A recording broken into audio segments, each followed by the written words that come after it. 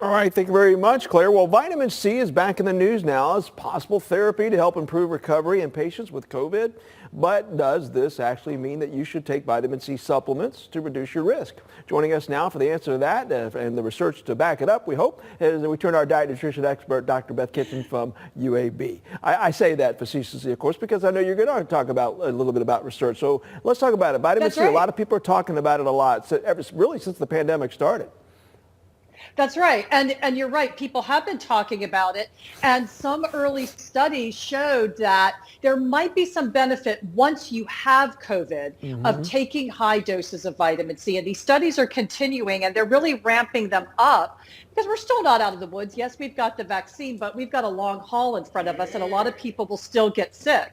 And so what they're doing now, Mike, is they're doing a couple of places, one up in Richmond, Virginia, they're doing some really good studies looking at intravenous vitamin C. So Hmm. once you've got COVID and you're pretty sick, really high doses though, we're talking like 15,000 milligrams. So way above what you and I would take, get in our foods or even need on a daily basis. And what they think vitamin C does is tamp down that inflammation that COVID can cause in serious cases that damages the lungs and other organs. I want to make sure we stress, though, that on a daily basis, again, that for folks listening, that they don't run out and get high supplements of vitamin C because that actually could be dangerous, right? You can get too much, correct?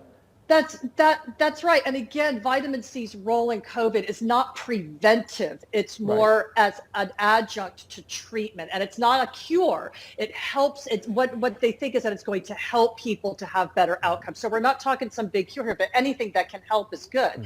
Now, on a daily basis, do we need to be making sure we're getting enough vitamin C? Of course, it does help us to maintain a healthy immune system. And this is the time of the year that we always talk about it, usually because of things like Yeah, colds. the common cold, This yeah. year, this year, of course, hopefully everybody's wearing a mask. Hopefully we're not going to see a whole lot of colds this year.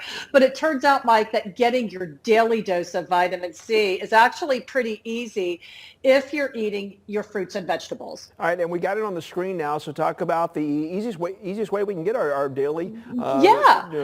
value of what we need for vitamin C. And a lot of foods there we already eat.